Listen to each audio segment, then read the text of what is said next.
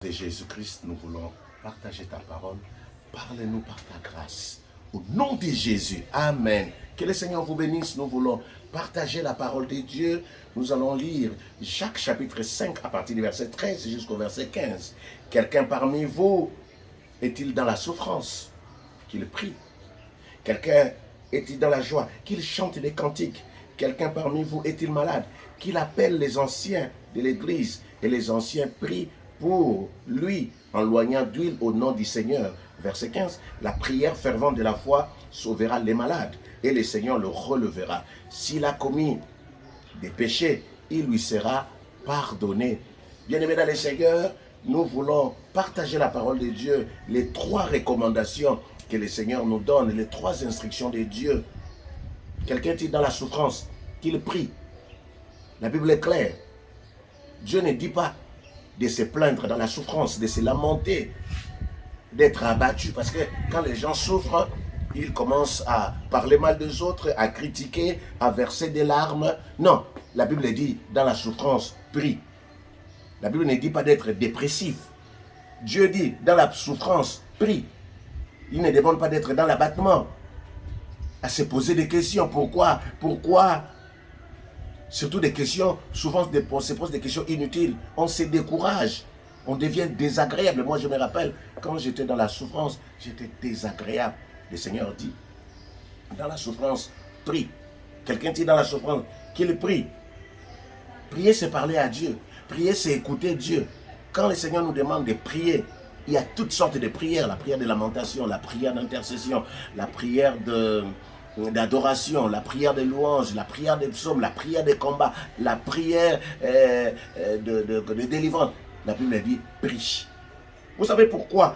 On m'a toujours posé la question, mais pourquoi le Seigneur nous demande de prier? Pourquoi prier? Mais parce que Dieu nous écoute seulement quand nous prions. Vous savez, dans l'ignorance, nous avons eu à faire des choses qui nous condamnent aujourd'hui, dans les pleurs, dans la souffrance. Nous avons eu par exemple à acheter, à utiliser. Il y a des vêtements, il y a des lotions, il y a des parfums, il y a des mèches qui viennent des mondes des ténèbres, des mondes des sorciers, que nous avons portés, que nous avons appliqués.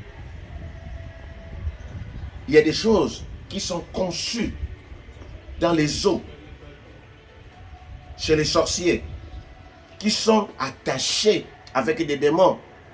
Il y a des choses préparées dans le monde des ténèbres. Il y a des jus que nous voyons aujourd'hui. Nous ne savons pas l'origine. Il y a des nourritures. Il y a beaucoup de choses destinées aux enfants de Dieu, mais préparées depuis le monde spirituel, le monde des sorciers. Mais malheureusement, les chrétiens parfois mangent sans se poser des questions. Vous savez, lors de fabrication des choses, si le Seigneur pouvait vraiment ouvrir les yeux aux enfants de Dieu pour comprendre ce qui se passe dans les industries alimentaires, agroalimentaires, bien aimé, beaucoup de choses que nous voyons dans ce monde sont attachées aux esprits mauvais.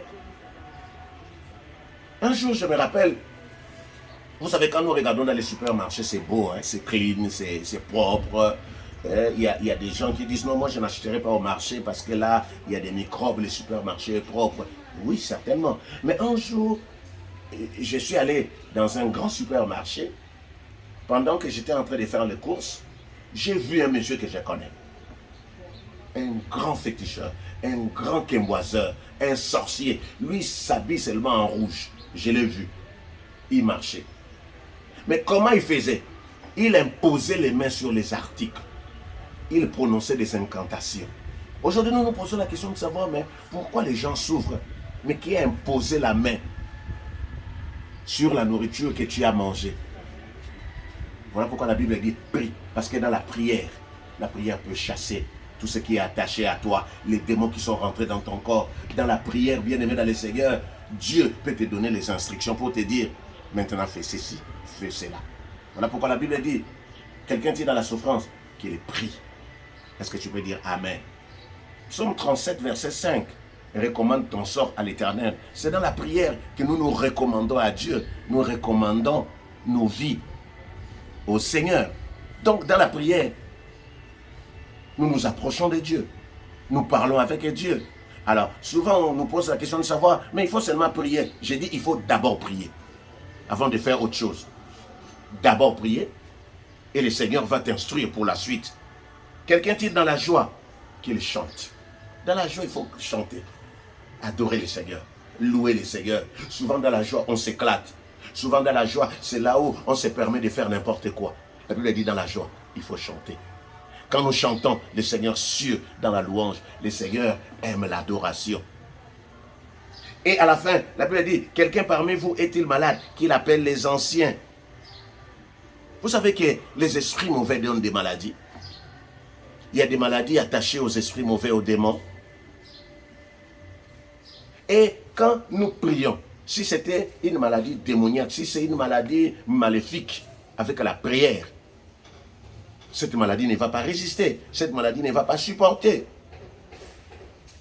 Est-ce que tu peux dire amen? Comme je disais tout à l'heure, nos habits que nous portons aujourd'hui sont profanés dans des temples sataniques. Les parfums que nous utilisons, aujourd'hui les gens sont malades, mais ils se posent la question, mais pourquoi suis-je malade? Aujourd'hui, quand nous regardons, hier ce n'était pas le cas, les taux de cancer, nous remarquons dans le monde que tout a flambé, des maladies aujourd'hui qu'on n'arrive pas à expliquer. Quand vous posez même la question au médecin, j'ai posé la question à mon médecin, mais quelle est l'origine des X maladies? Il m'a dit tout simplement, je ne sais pas. Il n'y a pas d'explication. C'est pour cela, la Bible dit, dans la maladie, il faut appeler les anciens. Quand l'ancien va venir, il va prier. Il va implorer Dieu. Il va invoquer Dieu. Et quand il va prier, bien aimé dans le Seigneur, s'il y avait un esprit, cet esprit-là va partir. De toute façon, les médecins soignent, mais c'est Dieu qui guérit. Quand le Seigneur dit appelle les anciens, c'est parce que la guérison vient de Dieu. Alléluia. Mais il y a quelque chose que je veux relever ici. Quand je disais, il y a des jus, il y a des habits que nous portons qui viennent du monde des eaux, ainsi de suite, du monde des ténèbres. Nous devons prier pour chasser tous les démons qui sont attachés, qui nous donnent aujourd'hui des maladies. Ça va paraître insensé, mais ce n'est que la vérité. Mais il y a quelque chose que j'aimerais dire ici. La Bible dit, quelqu'un est malade qu'il appelle les anciens. Toi qui es malade, tu dois appeler ton responsable. Il va prier pour toi.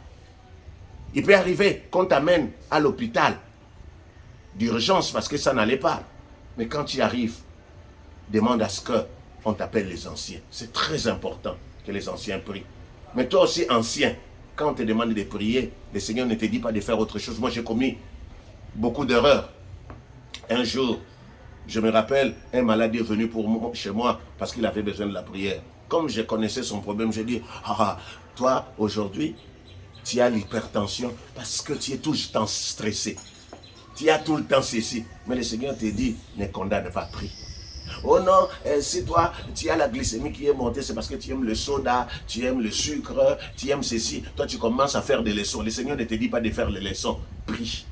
Quelqu'un est-il malade parmi vous qui l'appelle les anciens? Toi, ancien, prie. Un jour, j'étais à l'hôtel. Il y a 23 ans passés. C'est comme hier. Je suis allé animer un séminaire. J'étais à l'hôtel, dans ma chambre d'hôtel. Alors, il y a un monsieur qui a cogné à ma porte à 7 h du matin. Et quand il est arrivé, il m'a dit simplement ceci. Ça fait une année que je n'arrive pas à dormir. Je suis malade. Mais le réceptionniste m'a dit qu'il y a un serviteur de Dieu qui est ici. Est-ce que tu peux prier pour moi? Bien-aimé dans le Seigneur, je commençais à lui dire, est-ce que tu as déjà accepté Jésus-Christ comme Seigneur et Sauveur? Est-ce que tu vas donner ta vie à Jésus? La Bible dit, quelqu'un est-il malade, qu'il appelle les anciens, qu'il les prie. Je devais seulement prier, pas poser des questions, pas condamner. Bien-aimé, 3 choses. Dans la souffrance, ne pleure pas, n'injurie pas les gens, ne claque pas la porte, ne frappe pas les enfants, ne taxe pas les gens des sorciers. Dans la joie, il faut adorer, il faut louer, il faut chanter. Dans la maladie, appelle les anciens et les anciens prieront. Que le Seigneur vous bénisse abondamment. Amen. Je vais prier. Peut-être que tu n'as pas encore reçu Jésus-Christ dans ta vie comme Seigneur et Sauveur. Je vais commencer par là. Tu vas me suivre dans cette courte prière. Oh cher Dieu, je reconnais que j'ai conduit ma vie seul. Aujourd'hui, je viens à toi et je te demande pardon. Pardonne tous mes péchés. Depuis que j'étais enfant, jusqu'à ces jours. Fils de David, Jésus, accueille-moi dans ta maison. Que je sois fils, que je sois fille de Dieu. Merci pour ton amour.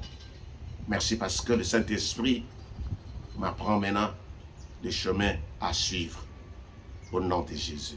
Amen. Vous qui venez d'écouter ce message, il y a seulement une seule prière à faire. Seigneur, aide-moi à mettre cet enseignement en pratique. Prie après moi, Seigneur Jésus-Christ. Je te prie de m'aider à mettre cet enseignement en pratique. Je ne veux pas être cet auditeur qui écoute et aussitôt parti, il oublie. Mais je vais mettre cet enseignement en œuvre au nom de Jésus. Amen. Que le Seigneur vous bénisse abondamment.